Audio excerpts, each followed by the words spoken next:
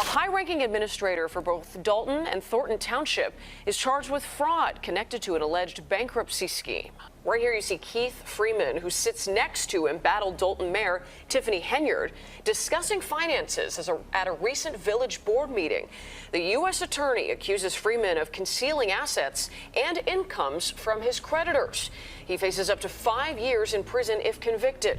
In this video today, we're going to be talking about Keith Freeman, as he is probably snitching to the feds as we speak with him in his bankruptcy. But we're going to dive deeper into some of the shady dealings with this company called First Government Lease Company. And also, we're going to be talking about Kamal Woods and Robert Hunt. If you don't know who they are, don't worry. We'll be talking about them and more in this video. Let's get into it. So Keith Freeman is the village scammer. The village administrator for Dalton, and also the senior administrator for the Thornton Township. And he has been involved in some recent legal troubles, to say the least. He was arraigned in federal court on charges of bankruptcy fraud. According to the allegations, this goofball falsified statements in his bankruptcy petition to conceal his assets and sources of income. This included misreporting his income from his roles in Dalton in the Thornton Township and fees from his private consulting business. Additionally, he is accused of failing to disclose a substantial amount of money that he was claimed against him by creditors. Freeman has pleaded not guilty to these charges, and his case is a part of an ongoing investigation, which adds a lot of complexity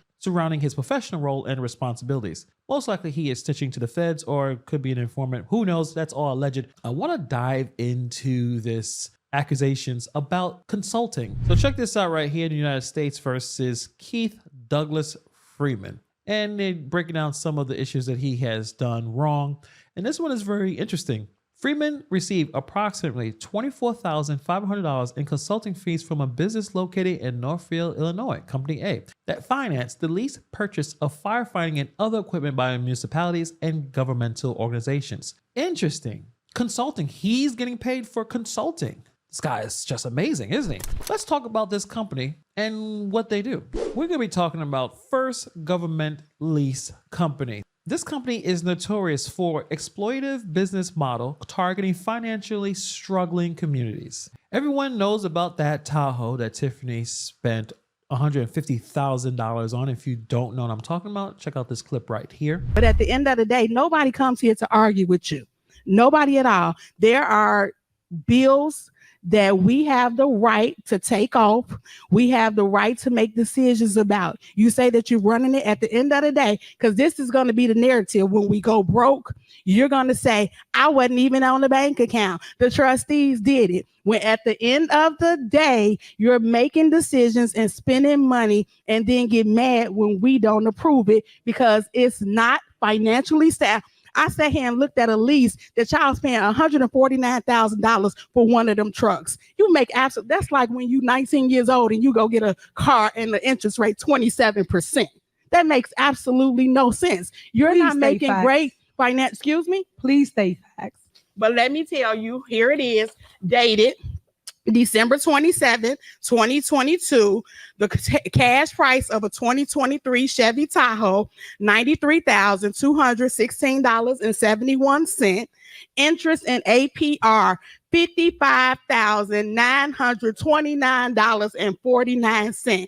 Total lease price, $149,146.20. Tell me if it's not facts, because your signature is all on it. I don't see that. Okay, but you want me to pass? I don't. All right. I'll But give my at the statement in a end, few at the minutes end when of you the finish. day, it's not about going back and forth with you. It's about making financial decisions that is in the benefit of everybody and just not one person. And you can't seem to understand that. Have a great day. And if you check out this warrant list from this year, you can see all these lease payments are coming from this company. As you can see that these lease payments are going to the First Governmental Lease. You see these lease payments are pretty substantial, obviously. That's monthly payments I'm looking at, right? First Governmental Lease Company is managed by Paul Graver. It specializes in leasing vehicles and equipment to municipalities at exorbitant interest rates. This company strategically positions itself as the only option for communities unable to secure traditional funding, locking them into financially burdensome agreements. So you look at this, business model here, no down payment, no fees, no closing costs, no legal fees, no bond issue, 7 years to pay, no certified financials. No credit ratings, no referendum, no board meetings. Tiffany Henyard, and I'm sure Keith Freeman loved that one. No board meetings. You could just do whatever you want without anyone telling you no. A one-page lease, immediate approval, $1,000 minimum purchase. What else can go wrong? This seems like the kind of business that most successful communities want to work with. So the business model, like I said, it's high interest rate. These companies often operate by offering leasing and financial options at significantly higher interest rates than typical financial institutions. They target communities and entities in financial distress who may have limited access to traditional funding sources. The idea that they advertise the lack of board approval, this can be appealing to some local governments or agencies looking to bypass lengthy approval process, and also open the door for less transparent and potentially less scrutinized transactions. This is ringing all the bells. This is what Henyard wants. Don't tell her what to do. Don't look at what she's doing. She just wants what she wants. And I guess Freeman found the perfect company for her. Position themselves as the only viable option for financially distressed communities. These type of companies can impose unfavorable terms knowing that their clients have few or no alternatives. This includes longer lease terms and conditions that may not be in the best interest of the community. Now, this is actually crazy. The fact that the first governmental lease company wasn't legally registered entity until recently raised questions about their compliance with state and federal regulations, which can also be put their clients at risk of engaging in legally questionable agreements. The company wasn't a legally registered entity in Illinois until a much later date, which is basically April 4th, 2024, which raised concerns about their operational legality prior to this date.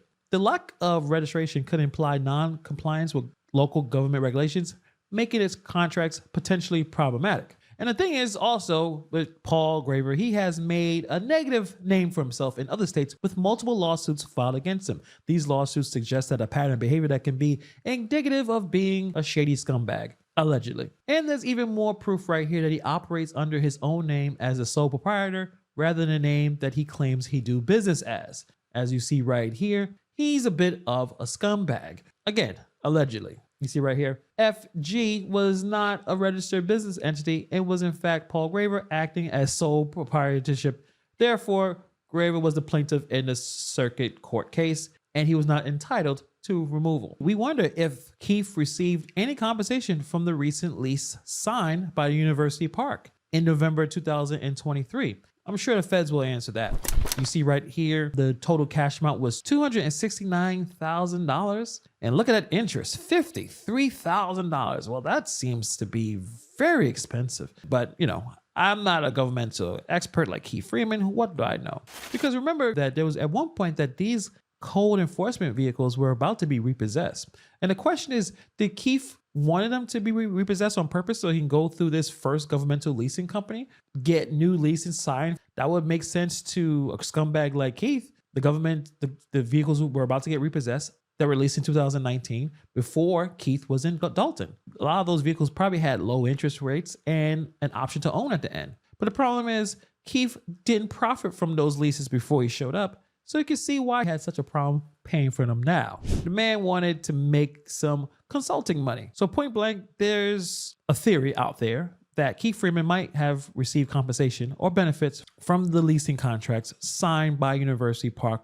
with the first governmental lease company. If true, this could point to corrupt practices involving kickbacks or illegal incentives. But let's move on to Kamal Woods. So right now, Kamal Woods currently holds the position of youth grant director at the township, drawing an annual salary of about $100,000. He's also the boyfriend of the super mayor. He also likes to throw threats out there. He likes to pretend that he's a tough guy, but he's not really a tough guy.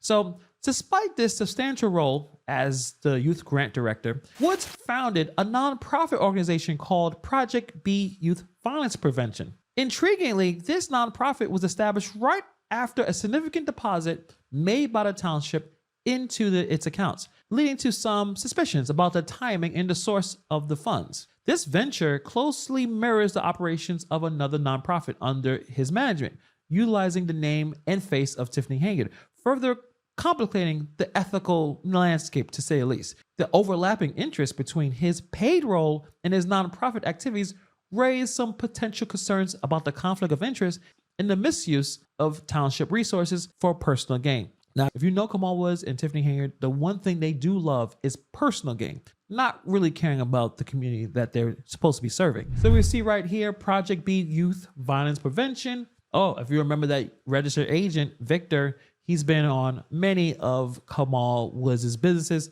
but you can see right there, Kamal Woods, and he's starting this nonprofit, which is very interesting. Now you see right here, this is a nonprofit grant for the Thornton Township. They were awarded $500,000. And it says right here, project description, grant funds will be utilized for operating and program expenses, including any that are prior incurred associated with the implementation of the violence prevention program for youth in the township of Thornton in the Cook County. The opportunity description, grants to specific local governments, units of government, educational facilities, and non-for-profit organizations by the member of the Grant Assembly and the governor for a specific purpose to bolster the state's economy, promote a clean environment, and improve the overall quality of life throughout the state of Illinois. And you can look at the dates right here. If the township decides to, let's say, subcontract the grant it receives, it would make sense that it would go to Tiffany's boyfriend nonprofit organization that started 4 days after he received the money in the bank. And you can look at both the project description and the opportunity description. Now you guys may know about Robert Hunt. He is the financial wizard behind the township's operations. Usually he's there at the meetings. He's really boring. But anyway,